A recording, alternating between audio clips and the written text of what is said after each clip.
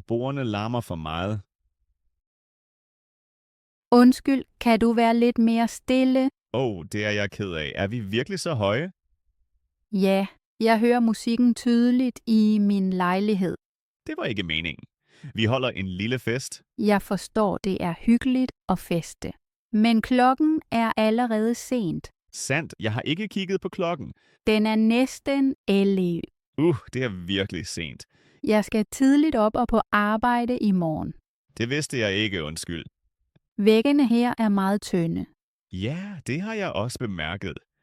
Man kan høre alt her. Især bassen er meget høj. Det forstår jeg. Jeg skruer musikken ned med det samme. Tak, det ville være rart. Sådan, jeg har sænket lyden. Er det bedre nu? Ja, nu er det meget roligere. Det glæder mig. Vi kan også lukke vinduet. Ja, det hjælper sikkert også. Et øjeblik, tak. Så, vinduet er lukket. Mange tak. Vil du have, at vi slukker helt? Nej, lavere er nok. Godt, så holder vi os rolige.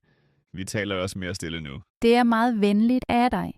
Intet problem. Jeg ønsker ingen konflikt. Jeg ville heller ikke skændes. Det forstår jeg. Det er godt, du sagde det med det samme. Ja, det er bedre end vrede. Hvis det bliver for højt igen, sig til. Ja, det gør jeg. Hvis det senere bliver værre, banker jeg igen. Ja, gør det endelig. Så ønsker jeg dig en god aften. Tak, og god nat til dig. Farvel. Farvel. I boghandlen. Leder du også efter en bog til dit studie? Ja, præcis. Jeg søger en lærebog i dansk. Studerer du dansk på universitetet? Ja, jeg har læst dansk i et år. Det er spændende. Hvor studerer du? Jeg går på universitetet her i byen. Kan du lide universitetet her? Ja, jeg kan rigtig godt lide det. Hvor længe har du været i Danmark? Jeg har været i Danmark i 2 år. Kommer du fra udlandet? Ja, jeg kommer fra Tyskland. Fra hvilken by kommer du? Jeg kommer fra Hamburg. Det er en smuk by. Ja, den ligger ved vandet. Og du, hvad studerer du? Jeg læser datalogi. Studerer du også her på universitetet? Ja, jeg studerer også her. Hvilket semester er du i? Jeg er på 3. semester. Er studiet hårdt? Nogle gange ja, men det er sjovt. Kan du lide at studere i Danmark? Ja, jeg synes studiet er rigtig godt. Synes du bøgerne her er dyre? Ja, nogle bøger er ret dyre. Især fagbøger er tit dyre. Ja, det er desværre sandt. Køber du helst nye eller brugte bøger? Jeg køber ofte brugte bøger. Det er en god idé for studerende. Ja, sådan sparer man penge. Låner du også bøger på biblioteket? Ja, tit. Biblioteket hjælper mig meget. Læser du meget på dansk? Ja, næsten alle kurser er på dansk. Er dansk svært for dig? I starten var dansk svært, men nu går det bedre. Taler du også meget dansk til daglig? Ja, jeg taler dansk med studiekammerater og naboer. Det er godt for at lære. Ja, det hjælper meget. Hvor længe bliver du endnu i Danmark? Jeg bliver mindst 2 år mere. Vil du arbejde her bagefter? Ja, det kunne jeg godt tænke mig. Der er mange job i datalogi. Ja, det er en fordel. Boghandlen er meget stille i dag. Ja, jeg kan lide stemningen her. Det er et godt sted at kigge. Ja, man kan bruge tid her. Har du allerede fundet bogen? Ja, jeg tror, den passer godt. Så ønsker jeg dig held og lykke med studiet. Tak, det ønsker jeg også dig. Måske ses vi igen her i boghandlen. Ja, det ville være hyggeligt. God læselyst. Tak, vi ses snart. Vi ses. Flirt i friluftsbadet. Undskyld, er denne plads ledig? Ja, gerne. Sæt dig bare her. Tak. Der er virkelig mange mennesker i dag. Ja, det er rigtigt. Mange har fået samme idé. Men her er det ret behageligt. Ja, nu føles det meget mere afslappet, Friluftsbadet er virkelig flot. synes jeg også. Især i det her vejr. Solen er perfekt, ikke for varm. Ja, lige til at slappe af i. Kommer du tit her, Ja, næsten hver sommer. så kender du stedet godt. Ja, lidt. Og du passer godt ind her. Tak, det er sødt af dig. Velbekomme. Du har et meget venligt smil. Tak. Det er rart at høre. Er du alene her i dag? Ja, jeg vil bare slappe af. Det er en god idé. Afslapning klæder dig. Du er da også meget charmerende. Tak, det glæder mig virkelig. Arbejder du meget? Ja, denne uge har må været meget, meget stressende. Så er friluftsbadet det helt rigtige sted. Ja, her kan man koble helt fra. Hører du musik, eller læser du en bog? Nej, i dag nyder jeg bare roen. Det gør jeg også gerne. Skal du svømme senere? Ja, det gør jeg nok. Alene eller i selskab?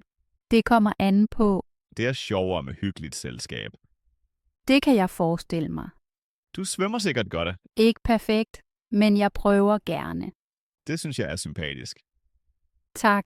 Vil du hente en is senere? Ja, meget gerne. Hvilken is kan du bedst lide? Chokolade eller vanilje. Godt valg. Og dig? Citron eller jordbær. Lyder også godt. Så henter vi en is sammen senere. Det glæder jeg mig til. Jeg også.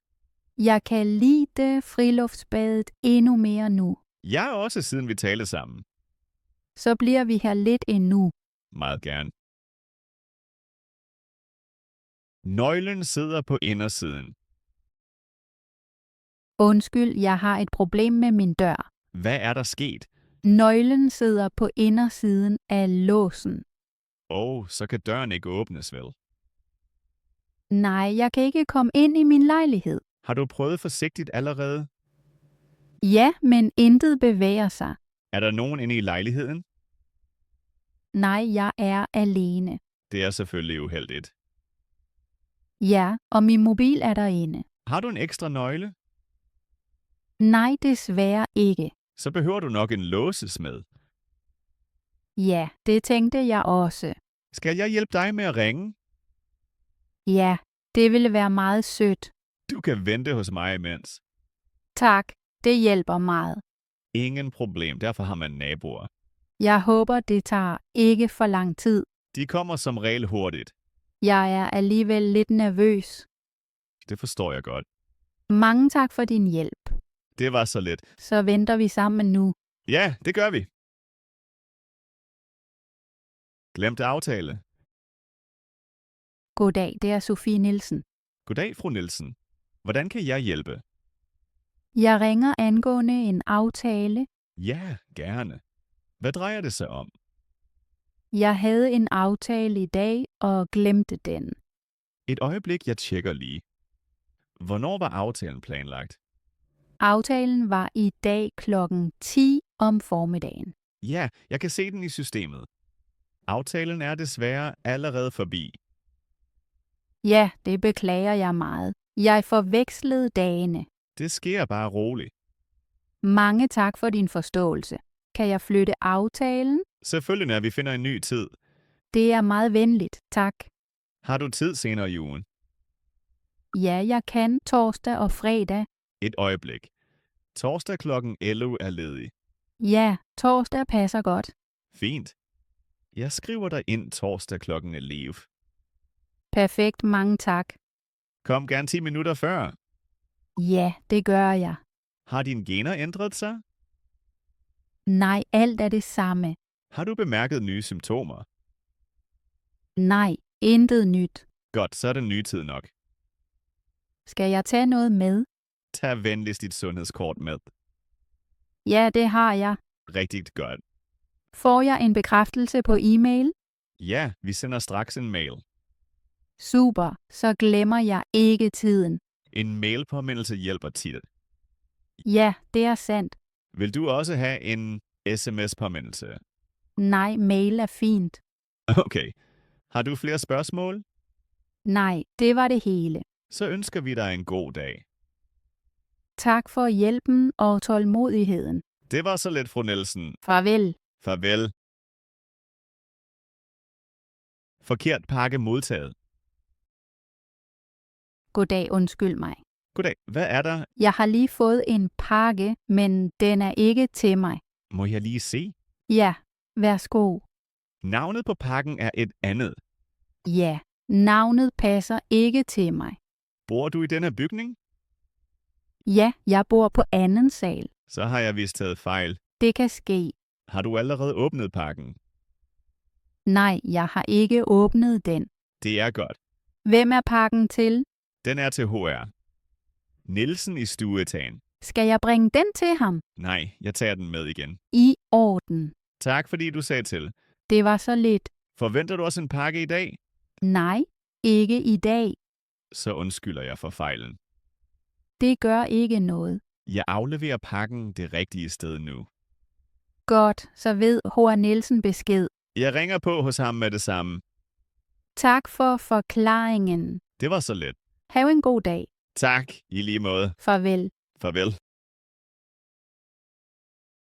Spørge om vej. Undskyld, jeg er ny i byen. Ingen problem. Hvordan kan jeg hjælpe dig? Kan du sige mig, hvor bageren er her i nærheden?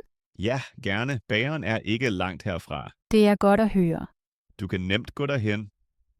Hvor lang tid tager det cirka? Cirka 5 minutter. Hvilken retning skal jeg gå? Gå lige ud af vejen her. Skal jeg stoppe ved lyskrydset? Ja, vent venligst ved lyset. Kryds så vejen. Og bagefter? Derefter drejer du til venstre. Er det en stor eller en lille vej? Det er en lille vej. Skal jeg gå langt der? Nej, kun et kort stykke. Ser jeg bageren med det samme?